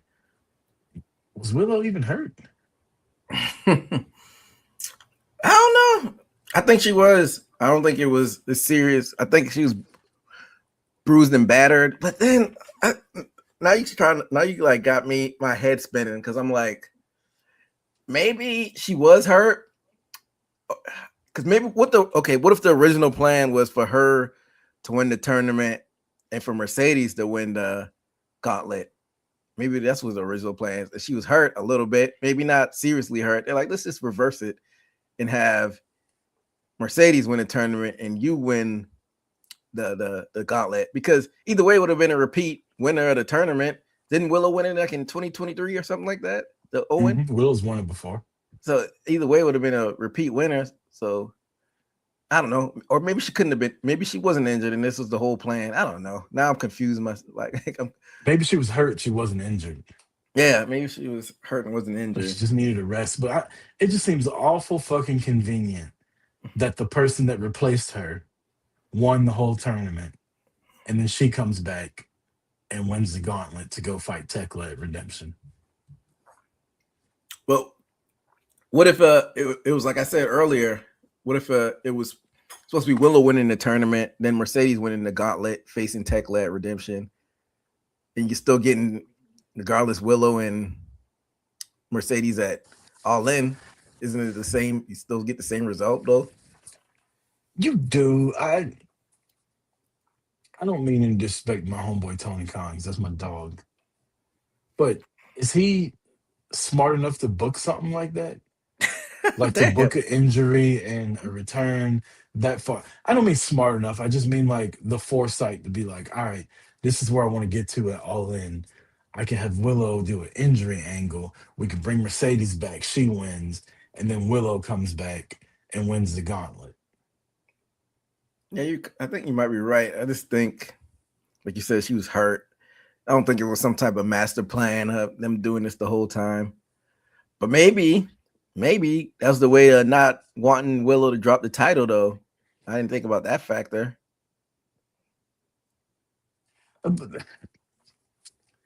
Yeah, you're right. And we talked about this a couple months ago before Willow was out, where I said she was just like unbeatable, and it was kind of getting annoying that she just beats everybody. Now, if they've booked it to where we want to get the title off her, but we don't want her to lose, like, not to be rude, but like, we're talking about Willow Nightingale. This ain't fucking Becky Lynch. Like, she can't lose the title and then still go to All In. You have to book an injury angle for her.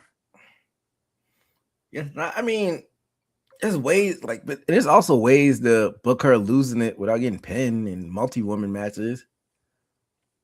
So I think people are looking too much into it. I think she was hurt, but not like injured, like you said. And this is the route they went. But her winning and facing Tekla at Redemption, and Seaflu said Mr. Rucker was right about picks. Yeah, you were right. But since Tony has been gone, the women's division is like kind of lukewarm. Tekla's been doing a good job. She's been winning me over each week, especially with her being out of her mind whenever she opens her mouth. We're But gonna have to stop calling Alicia Edwards drunk ass Alicia Edwards and change the drunk ass Tekla. yeah, I remember you said you saw her in person. She was like, I gotta piss, but I digress. As But a couple hours after I saw her drunk at the bar at 8 a.m. at fucking Horseshoe.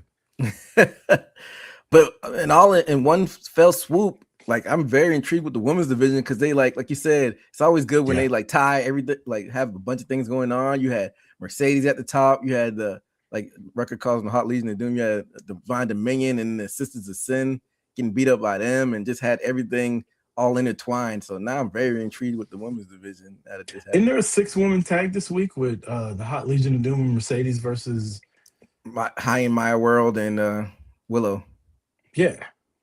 So I do think they rushed the Mercedes and Divine Dominion thing. Like they were like, oh, there must be some kind of working relationship going on with it. But we saw none of that on TV. We just saw them come out and beat the hell out of Sky Blue and Julia Hart, and then Mercedes go in and beat up Tekla. They could always retcon it, like have her backstage and Mercedes give her a reason why. But I think that would be dope. Mercedes having a faction, like, wouldn't you enjoy that? Seaflu says it's like night and day with WWE. And what do you mean by that, Seafluid? I think I kind of see. I don't know if this is what he means, but my interpretation of it is like it's almost like they ebb and flow. Like the AEW's women's division gets good, WWE's women's division sucks, and then they like switch. They're always on the opposite spectrum. That kind In of my is true. opinion, they are. That is kind of true because I feel like AEW's women division was kind of in a slump, and you had all those tag teams at WWE that were cooking. And I feel like the women's division in WWE is kind of cooling down, maybe because the Becky Lynch not being there, that void not being filled. Now that this tournament is over, being hurt. Yeah, Rhea Ripley. Seaflu might have a point, man. Now that AEW's women's division is picking back up with Willow kind of cooking, so that's a good point. Sorry, I just got flashed. Oh, that's why you smile. Like, what's he cheesing for? I thought you were about to get past the drink or something. No, she's going to the pool. Yeah. Yeah, I don't even remember where we were at right now. Train of thought. He saw some flesh and his mind totally went blank. I know we're talking about AEW, but real quick on the Rhea Ripley situation. Is it a real story that she confirmed that she's got a slightly torn meniscus this week? She was at the Power Slap event with Buddy Murphy watching Jack Swagger get fucking slapped into oblivion. Fucking stupid. And I've seen some stuff say like Rhea Ripley confirmed she's got a torn meniscus, but I don't know how real that is because of this fucking AI everywhere now. Like, you don't know what's real and what's not. A lot of times I could sniff out the AI, but like you said, some of it is really, really on the borderline of like looking real. But if it's a meniscus, that's bad. But meniscus is like really, usually really quick recovery. They could clean that up really quickly, and then. But so still, Seth Rollins wrestled through it WrestleMania a couple years ago. Yeah, it's not like ACL. ACLs are a lot worse. So it sucks. But take the fucking title off of her. We talked about that I think last week. Like, I heard like if she's out there confirming that she's got a torn meniscus, then if I'm Triple H, I'm like, all right, I tried to work with your ass, but you don't want to play ball. Give me the belt. I did see a fake headline with that. It was a clickbait. They were trying to be funny though. It was like Triple H finally reverses Vince McMahon's 30-day rule, basically saying how Rhea Ripley still got the title. They were trying to be funny. But she won the title at WrestleMania. She's defended it once, maybe? Against Jade, I think that was only once in Paris, wasn't it? Yeah, because Charlotte. Or Italy. Yeah, because Charlotte helped her win. That's not good. She's you could tell Triple H has his favorites. Anybody else he probably would have stripped. It's his girl, so it is what it is, I guess, right? All right, back to AEW. We were talking about Willow coming back and the whole thing with the WWE, the AEW Women's Championship at All In. Do you think that it's basically a shoe-in that Willow wins at Redemption? Oh yeah, Tekla had her moment. You know, she wasn't even a transitional champion. She got a long run. When did she beat Chris Statlander at Revolution or something like that? Maybe Yeah, it was like Dynasty. March. Yeah, so she's had a nice run with it. I've literally predicted her to lose the belt every time she defends it Yeah, for like so 5 months now. only thing I'm kind of worried about her is once she loses it, like what are they gonna do with her? I hope they just don't toss her to the side because she's been, like I said, she's been winning me over with her promos. But yeah, I think when we're in London, we're gonna be seeing Willow versus Mercedes, the match you wanted to see. Are we gonna see the Brawling Birds versus the Hot Legion of Doom? Oh yeah, remember they were running the promo with them beating up girls on Dynamite. So about Beating up dudes. Oh, they were beating up dudes. Yeah, beating up dudes in a bar. Yeah, so yeah, they're about to heat What a them back stupid up. fucking thing too. Like, just I don't know. I love Jamie Hayter, but this is not it. I just don't like it. Why not? She's fallen so far from when she was Britt Baker's friend and ended up getting the world title. And that injury when she was the world champion, like, just changed her character and everything completely. Like, she went from a badass to this fucking Boogie Nights character, and now she's a fucking bar fighter that beats up dudes. I mean, it kind of did change her trajectory, but only thing I was kind of bummed out is we never got a payoff between her and Britt. They were supposed to turn on each other. But who knows what's Britt doing? That's crazy. If Britt's still getting paid for doing nothing, that's insane. Paid. That's insane. I will say this though: the best thing to come from that bar fight was at one point I was watching it with my girlfriend, and we're sitting there. I'm like half asleep, and I look up, and Jamie Hayter and Windsor fighting people in a bar, and she hit somebody in the face with a pie. And without even thinking, I just said, I wouldn't mind Jamie Hayter throwing her pie in my face. My girlfriend looked at me like, what the fuck? It's like, sorry. It's not what I meant. I didn't mean it like that. Remember the Rock with his poontang pie? That's what it sounds like to mine. That's what it sounds like to me that you were talking about. Do you like pie? Poontang pie. I have one of those shirts. Really? Yeah. They told me to take it off when I wore it to school. Oh, you got in trouble. Yeah. I got in trouble wearing 2 t-shirts to school. The Poontang Pie shirt. DX. And I had an APA shirt. It said Acolytes Protection Agency on the front, and on the back it said, don't take this ass whooping personally. And I thought, if I just wear my backpack, I'll get away with it. And they were like, nah, you gotta take that shit off. A lot of kids got in trouble with the DX shirts because it said sucker on the back. But I had the kids version that didn't have it on the back, but some people had like the adult ones, and they guys just got in trouble for that. It said 2 words, suck it. Man, I used to go to Hot Topic and get like all the new wrestling shirts before they came out. So like I had this Stone Cold shirt. It was a rattlesnake with his mouth open, and on the front and inside the mouth it said like Austin 316. On the back it said don't trust anybody. And I thought, well, this is a shirt I ain't never seen before. And he wore it like a month later on Raw, and one of the guys at school wrote, he's like, Rucker, Austin had your shirt on last night. I was like, I think it's his shirt. That's funny. But yeah. Fucking wrestling t-shirts at high school, man. That shit. Oh, what great times back then. Kids these days will never know. Yeah, I was just like my late elementary, early middle school days. But yeah, what a time and attitude era. But crotch chopping people. You gotta bust out that Rock shirt one of these days. I gotta see it. I don't have that shirt anymore. I thought you still had it. No, it was like 25 years ago. Oh, okay. Well, maybe I think you find. I wonder what is the oldest wrestling shirt I got. Because I've moved a couple times in the last couple of years, so I've kind of downsized a lot of stuff. I've got some retro shirts, but I don't think I have original shirts from back then. I think the oldest wrestling shirt I have might be like Sting when he came back to WWE the first time, or back then. That might be the oldest wrestling shirt I have. That's crazy because I still got like a gym shirt that we had to wear back in gym class in high school. I still got a lot of my old basketball jerseys growing up, but for some reason I don't know. All my wrestling shirts disappeared. For some reason. Sure, my I got mom probably Becky tossed Two them Belt out. shirt. What year was that? Like 2018? Yeah, I'm talking about like from childhood though. Like all my wrestling shirts disappeared. That's a good point that you brought up. Only thing I got from childhood, like high school era, is I still have a Dallas Cowboys logo athletic jacket Well, that's that I've what's up. had. And I want to think somewhere in storage, I still have my San Jose Sharks pullover starter jacket from like That's 8th grade. that's dope. I'll have to go look for that. Yeah.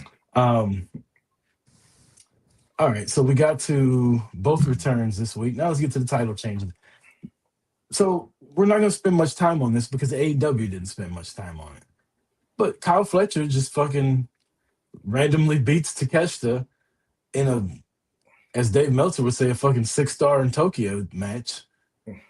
A phenomenal match, but like they spent no time on it after. They just rushed Takeshita out of the ring. Next thing you know, Mick Foley's in the fucking ring talking about his dog on his shoes and shit. Like, I don't know. I just I felt think like that's this was funny. I think they gave it plenty of time though, because they had the whole segment with Mick Foley and Kyle Fletcher talking shit to him. yeah, but Takeshita was gone and wasn't like a, oh my God, he beat Takeshita, he took the title. They literally like took a broom and swept Takeshita's ass out of the ring, and the whole Don Callis family came in and they got into it with Mick Foley. Like it meant nothing. Takeshi's reign meant nothing. Well, he's got the G1. That's why they took it off him. That's okay. I understand that. Then don't put the fucking belt on him. Why? He had to take it off Okada. If you don't have any plans for him and you're just gonna, Okada was having like a dope ass reign as the champion. You took it off of him, gave it to Takeshita. Takeshita hadn't done shit with it. And then he just loses on a random fucking Dynamite to Kyle Fletcher and it's over with. Like, but was it a random Dynamite? I think people remember it. Seafood said, I believe Takeshita might have lost. That's what I just said. Seafood. By the way, he lost last. Oh, isn't the G1 no round robin Seafood? So I mean, yeah, he's not out of the G1, but he lost his first match. But I get what you're saying. But damn, who did he lose to? Yeah, I get what you're saying about Takeshita, but I enjoyed the match with him and Okada. I don't know if this was a random Dynamite though. Beach break. Like I think I'm gonna remember this one, especially with the title change at the end, and then like, didn't you think the setup was dope with the beach and whatnot? I did. I thought it was a great venue. I thought something that AEW normally doesn't do. I thought they made sure to do this time, which I loved, which was show the fucking arena that you're in a lot. Like when they're in these crazy arenas and they look cool, they might show like one shot at the beginning and one at the end. They showed the beach break setup a lot, and it, you know, you might be a little young for this, EJ, but it took me back to fucking WCW Bash at the Beach. Sturgis Hog Wild WCW used to do, or fucking when they used to go to Club La Vila in Panama City. Like, it was a different venue, so show it. And I loved it. I definitely remember Hog Wild. You had Jay Leno on there.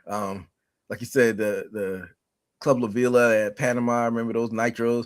For some reason, when I started watching Bash at the Beach, they were already inside the arena. I didn't see any outdoor Bash at the Beaches back in the day. No, they used to do Bash at the Beach on the fucking beach. Like, I think it was like the Masters of the Power Bomb, Sid Vicious and Vader versus the WCW Superpower Sting and the British Bulldog. Isn't that right up Sting's gimmick too? Surfer Sting at the beach. Yeah, that's right before I started watching when they already took Bash at the Beach out of the beach. They did a promo. Oh my God, these might be running together, but I remember like Vader and Sid Vicious were on the beach talking shit to Sting and the British Bulldog, and like Sid Vicious kicked sand in some little kid's eye or something.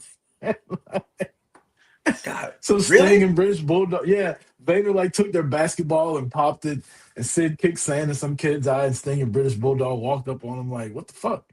Y'all want smoke?" We'll see you. That was WCW Beach Blast. That was the name of it. We'll see you at Beach Blast. That's funny. That had to be probably a logistical nightmare getting there on the beach like that back in the day. Yeah, I'm sure it was fine. I thought Sturgis Hog Wild was like a crazy one to do, where it's just in the middle of a fucking bike rally. And like, I these think people aren't really wrestling fans. Like, they're just fucking here. I think is a Booker T or one of those guys, Stevie Ray. They're like they weren't really fond of black people out there. Yeah, I could see that. South Dakota, a bunch of bikers. Like, duh. I think this. I don't want to misquote anybody, but I'm pretty sure one of the black wrestlers said like slurs and stuff were thrown around pretty loosely out there and stuff like that. Yeah, it's one of those ones you got to kind of charge to the game and keep moving because you outnumbered like 50-1.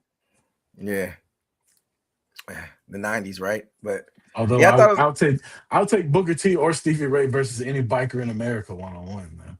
yeah, of course. But like you said, it's thousands of them. It can't do only but so much. Right. All types of weapons, Hell's Angels, and all that nonsense. But I mean, Sid Vicious would have helped him. yeah, I heard Sid Vicious was down for the cause, so to speak. Now Hogan, he wouldn't have came out there. Oh, hell no. Hogan would have helped the bikers. What these boys say to you? That doesn't work for me, brother. But Said Hogan would have helped the bikers. he would have. As far as the AEW, I thought the venue was dope. But what you think about the main event? I think you called it. Yeah, I was early on this one. They kind of laid the seeds for this a couple months ago with the whole Omega and Ospreay thing, and they did it to the point where I thought Omega and Ospreay are definitely fighting that All In. To the point where I was on here predicting that fucking Swerve would win the Owen Hart because Omega and Ospreay would fight, not knowing that fucking Kenny was just gonna take the belt from MJF.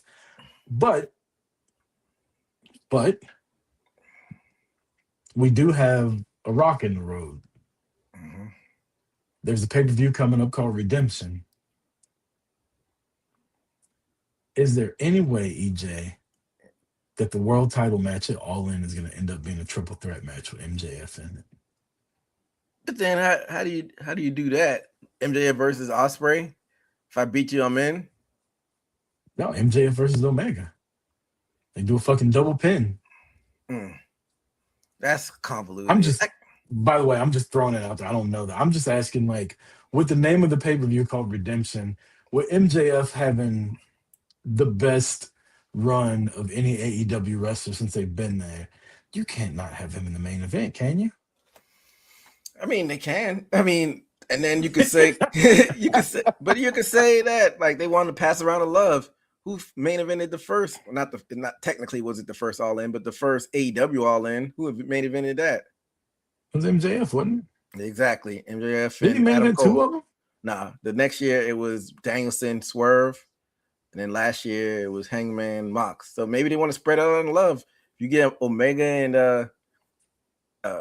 Ospreay, that'll be the first time either one of them main evented it. So I can see a picture with MJF, but how could you kind of punishing him? He's been carrying the brand. The ratings have been up. The attendance has been up since MJF. So like, why would you do that to him at this point? Well, I think we've talked about it on here before. I was not a fan of MJF. And like to the point where I was like fighting against it. But every time I'd be like, man, he's a really fucking good wrestler. Man, he's really fucking killing on the mic. I just don't like him. I've given up. Like, the guy's good. Like, I'm a fan of him now, and I feel bad for him. Like, he's worked his ass off, and if he's not going to get the main event, like, I know everybody can't main event every year, right? Like, he's not Roman Reigns. Mm-hmm. But, like, he's literally led this company for the past year since he's been, well, as long as he's been back. And now they're just, at the last minute, they're taking the title off of him and putting somebody else in the main event. Now, as two people that are going to be in the building, I am not mad at Omega versus Ospreay. Like, give me that shit all day in person.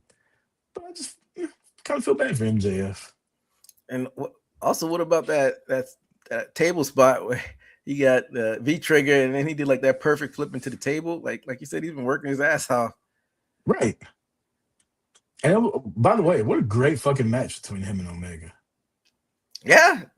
like people underrate his in-ring ability. MJF could go, and he knows how to do several different styles. He could do the WWE style where he slows things down and gets heat. He could do the, like you said, Meltzer 7-star if he wants to as well. So yeah, I was literally about to say, like, he's had great matches with such a dichotomy of people lately. Like, you've got the Darby Allins, he's had great matches with. What was it, Roosh? He had a great match with. yeah. What's my big guy's name that was in the House of Black? Brody King. Brody King had a great match with him. Now he's got a great match with Omega. He had a great fucking match with Danielson. Like, he's proven that he can do every fucking style there is and still have a great match. And the crazy thing is, the guy didn't even do like house shows and shit like that. Like, he just walks out on a Dynamite or pay-per-view and has a great match and goes back to the gym. Yeah, for the most part, yeah. But he does do some indie dates. Yeah, but not with the fucking caliber of wrestlers that he's wrestling in AEW. That's true. And Kenny always, we already said it last week's show. You know, Kenny isn't the Kenny of 2019, but he could put it up. He could turn it on when he needs to. I'm sorry. Did he quote fucking Toby Keith? Or am I crazy? Did I see that somewhere? I think we quoted that. I know we said it, but I thought I heard somebody say that Kenny said it too. Maybe, maybe that might be. And not a we said it. You said that shit. I said it. Yeah, yeah. Kenny could put it on, but we said another point I wanted to make though. You mentioned it like you like it when it's more like UFC and you can't predict when the title changes are happening, but I don't know how much of a fan with this hot potato and with the world title that they've been doing basically since Hangman lost it to Joe, then Joe lost to MJF, Darby, now MJF again, and then Kenny. It seems like the Continental title is treated more like the world title. I feel like that's more protected. They've only had 3 champions. There's no interference with the matches, and they got a tournament surrounded by it. Mox is like basically like a world champion. They're propping him up or protected it like it is.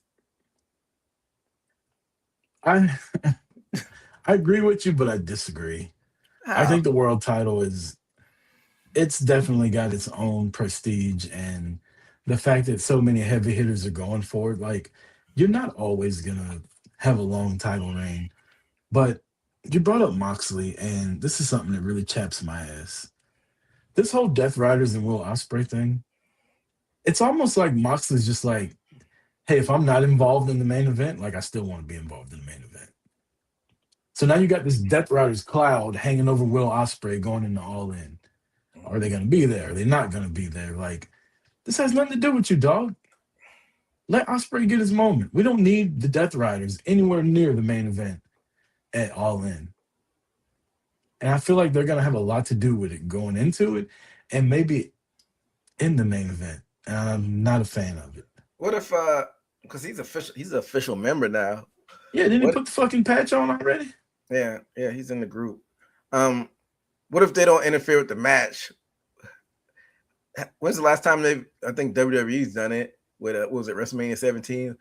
What if they come out, help them celebrate at the end, and then the pay-per-view goes off with them just beating the shit out of him? How'd you feel about that? Yeah, but then you got all these people in England happy to see Ospreay win, and then Moxley has to get the last word in and beat him up. Like, again, this ain't about you. This is about Ospreay. Like, step the fuck aside, man. You've been world champion like 4 times.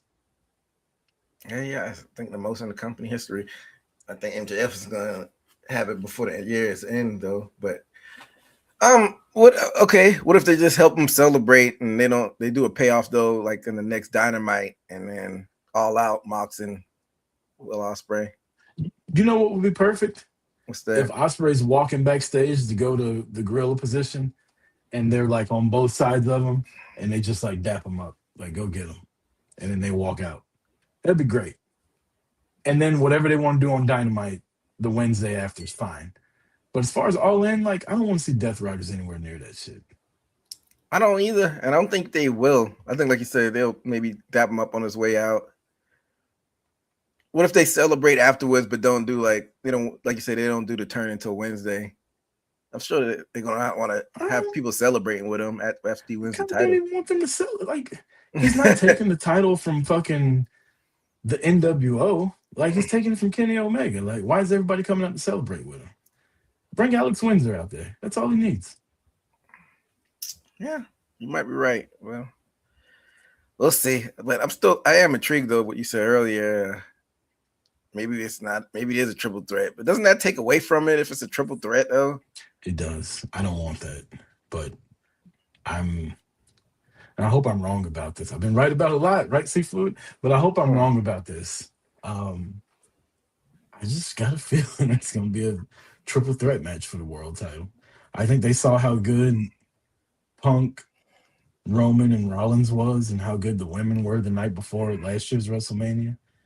They're like, we could fucking do that. Besides Punk, Roman, and Seth, that was at 41. That was night one. When's the last time they closed the show out with a triple threat? I don't include that Brock, Roman, and Seth when he cast in. Roman, Edge, and Daniel Bryan. Oh yeah, you're right. That closed the night out. How was that? That was in the Tampa. That was in Tampa. Smashed them. Yeah, that was right after COVID. Was it a good match though? I can't remember. Was it any good? Oh, it was a good match. It was a really good match.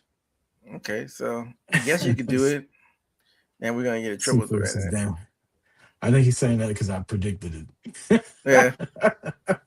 I hope I'm wrong, Seafood. I hope I'm wrong. I can see him doing some convoluted thing, like you said, double pin at Redemption or some shit like that. Man, they got a fucking layup right here, dog. Don't I feel bad for MJF and the whole nine, but just have MJF and Swerve fight. Yeah, I don't think they've done that yet in AEW, if I'm not mistaken. They've been doing a good job of having them not fight each other. Have Swerve come out and cost MJF the match at Redemption, and then them two fight at All In. Wouldn't be mad at that. Have like you said, Hangman and Fletcher. Who would Mox fight then at All In for the protected Continental title? How about Moxley versus Hangman? Oh, that wouldn't be that. But then who Fletcher face? Damn, those are both heels. Fuck, I'm trying to get Ricochet. Oh, Andrade Fletcher. Oh, there you go, Andrade and Fletcher. Damn, how did we skip over that? Andrade coming out there looking like he's Peaky fucking Blinders. People in the chat says he's thinking MJF versus Andrade. Andrade didn't necessarily want to fight MJF. He just wants the world title. He don't want the world title. But then who does Kevin Knight face? It's your TNT champion.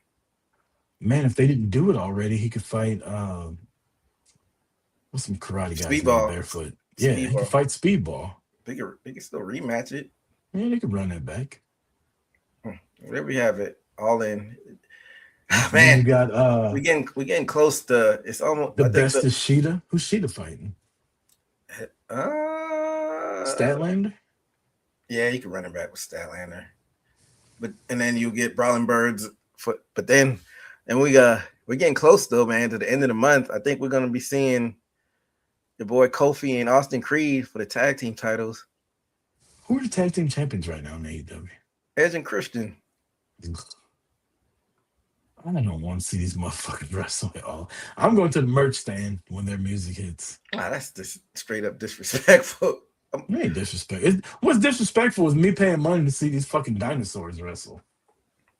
They can pick and choose their spots. Like Christian can. Edge is awful.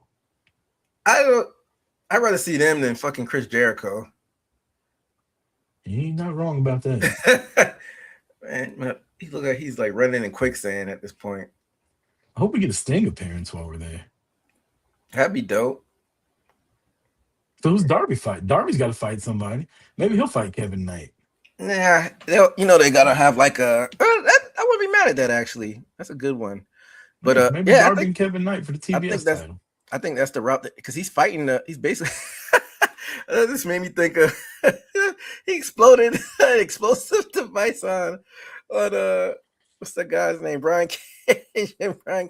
Brian Cage came out with his head wrapped up on Collision. I saw that. I didn't know why. And then I had to think about it. I was like, oh, that's right. He had a pipe bomb blow up on him. For some reason, that shit made me laugh out loud, man. Hey, man, at least they're selling shit. Yeah, because Seafood says, "Will this be your gentleman's first time in the UK?" It'll be mine. Have you been in the UK before? Yeah, I've been to the UK. I was in. I think I said it on the show before. I was in London during the Olympics in 2012. Oh, damn. Yeah, it wasn't specifically for the Olympics. It was just happened coincidentally. I was over there. But yeah. Speaking of, just a little aside, British Airways is the absolute dog shit of an app and a plane company. Like, I've had so much bullshit go. I booked my tickets. I'm trying to get everything lined up. I've had to call and wait on hold to the point where my girlfriend had to download the app, and now the tickets are on her phone because I couldn't get them on mine. Yeah, they need to tighten up. Not Southwest. I think United. The United's app isn't that good either. Yeah. Like, you can't even, when you pull up the app, you can't even pull your tickets up. You have to, like, hit a button that says, like, manage, and then it takes you to the website. And then you have to put your passport number in, and your last name, and your mom's maiden name, and your last four of your social, and all this other bullshit. Then you go to another fucking website, and then you can finally pull up the ticket. And it's like, what's the point of the fucking app? I can just go to the website. You might as well, at that point, just print them out, man. I know you said your girl has it on her phone, but I would just print it out at that point. We'll see what it's looking like because you check in 24 hours before. We'll see what happens then. But yeah, we might just go to the airport and print them at the little kiosk. Only an 8-hour flight. I'm not mad at that. It's kind of long. Only the last 2 times I've went over the fucking water, it's been 16 and 14 hours. Well, I think you must have a layover because from New York to London, it's like 6 hours. No, I'm in the middle. I'm in Atlanta. Yeah, but I'm wondering, but the Atlantic is right there. So is I going like up and then over to get there? It's 8 hours nonstop. Okay. Well, I guess because Atlanta, maybe like the trajectory makes it a little bit further than New York. The world's not flat, EJ, Not according to B.O.B. it is, and Kyrie Irving. And AJ Styles. He's a flat earther too. Oh yeah, AJ's a flat earther. I'm not surprised. Oh yeah, AJ's a flat earther. Street clothes wrestler of the week. Street clothes wrestler. I'll give it to Mercedes sitting up on the beach on her beach perch with the lifeguard stand. Just man, I was about to fake like I was drowning every time I saw her in my living room. I just start waving, help. Can you imagine Mercedes is fucking lifeguard? Is she still carrying around the Owen belt? I thought she was about to say something else. I was going to say, damn, EJ. Get your mind out of the gutter. I thought you was about to say she's still carrying around all that ass she got. Come on, man. Yeah, she's still carrying around the O and she won it. It's not a real belt. She's still the champion. She lost all of the titles and she's like, I'm holding on to this one. She defended it somehow. But she won it again, though. She defended She wasn't carrying it around anymore until she re-entered the Owen. And then when she won that first match, she took the belt off of the fucking trophy stand and just kept it. Like, well, until somebody beats me, I'm the champion. I kind of like it. She was carrying it around when she had all the 13 belts, though. Yeah. But she stopped once she took her hiatus and they had the belt on the display with the trophy. But when she came back and she fucking won, she just took it. No, but even before she won, when she was still in the tournament, she ripped it off and was like, I'm defending this, basically. Like you said, she ripped it off the stand. Once she won, she took it off. I could have swore she took it off like at the beginning of the tournament. She wasn't in the tournament at the beginning. She wasn't even there yet. She came back as a wild card replacement for Willow. Yeah, that's what I meant. Like the first round of the tournament, I thought she ripped the title off it and started walking around. I could be wrong, but I thought it was after she won the match she took it. Yeah, her first round match, I thought she took it. Yeah. After she won, she took the thing off and was like, I'm fucking champion still. Yeah, exactly. That's what I meant. Yeah. After her first match in the tournament, she won the first match and then took it off and like basically defending it like right, because I'm the champion. So until somebody beats me. It's funny. That's funny though. But yeah, that's my street clothes wrestler of the week. I got Marina Shafir. Huh? What she have on this week? That was my Like pick some last blue week. jeans, a fucking, I ain't gonna say a bikini top, but it was like a small top. She's out there holding up the Continental title. Like, oh, something about Marina does it for me. The modern day China. Remember she used to hold the belt for Triple H and Shawn. Mm. The only thing I don't like about Marina Shafir is that they have her beating up dudes, and then when she wrestles, she loses the fucking Harley Cameron. That makes no sense. I was thinking like, what did they do with her during All In? Like the Death Riders. I know you said Death Riders haven't been really piquing your interest, but they got to do something. Oh man, we didn't even talk about this side of the Sheamus thing. Like, where does he go? Like people were saying, like he should go to New Japan. I don't think I want to see him in AEW. I feel like picking up too much WWE guys kind of mess up the ecosystem. They got a good thing going on right now. As much as I was bragging about Sheamus and his career, like I'm good with Sheamus just riding off into the sunset.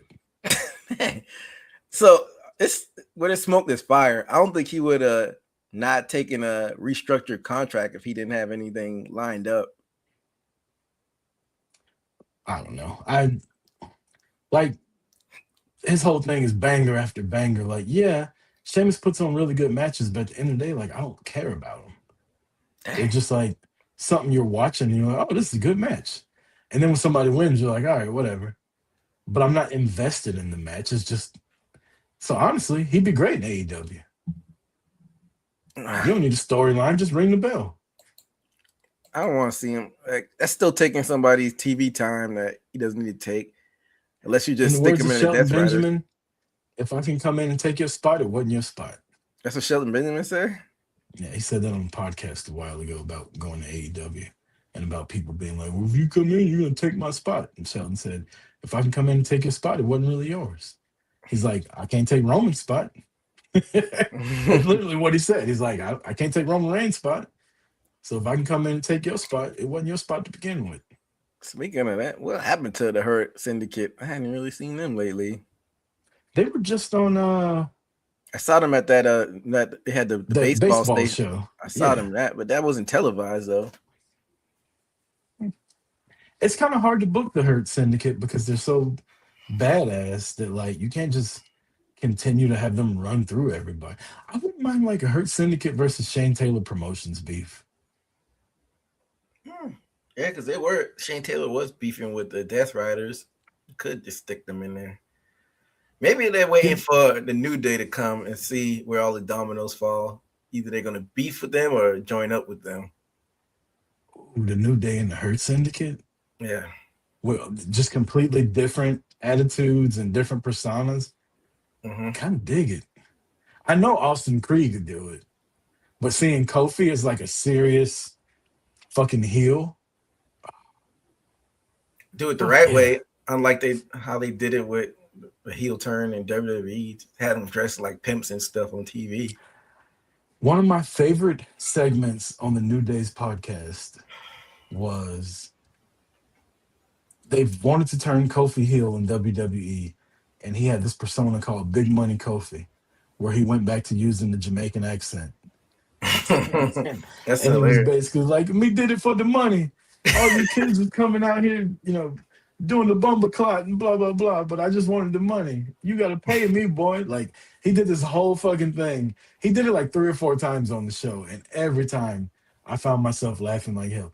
If Kofi shows up in AEW with the Jamaican accent as like Big Money Kofi, that would be so good. Isn't Kofi Kingston his real name? Yeah, Kofi is not Kingston. It's like Kofi. All right, so he just showed up as Big Money Kofi. Yeah. Yeah, I'm here for it. I'm gonna try to find that episode and send it to you. All right. You got anything else you want to get to before we get up out of here? Nah, man. Like you said, it was a jam-packed week of wrestling. We hit a lot of stuff. Thanks for everybody that tuned in live. Seafood as always, and we'll be back next week. And yeah, I always say this. I always have to remember to tell people to hit the like button while they're in here and to be active in the chat so I can throw their shit up there. So we had a bunch of people watching today, but nobody was really active. So maybe people were just in and out. I don't know. But if you're listening on delay or you're watching on delay, please hit the like button. our last episode was our most watched episode we've ever had. Yeah, man. Had a lot of people view it, so make sure to keep that trend going. Man, it was just wild because we literally had the ROH Women's TV Champion on here. Yeah. Support women's wrestling, people. Right. They're like, oh, you got a woman on there? I don't give a fuck. Two guys on here? Like, watch that shit. But yeah, without shitting on people too much, we appreciate everybody that is tuned in. We appreciate everybody that listens on the podcast version, Spotify, iTunes. Please give us a like and a rating on there. If you're watching on YouTube, please leave a comment, give us a subscription, because that always helps us move up in the algorithm and try to take over the world. For EJ Reed, I'm Chris Rucker. This has been another episode of Boot to the Face. Until next time, peace.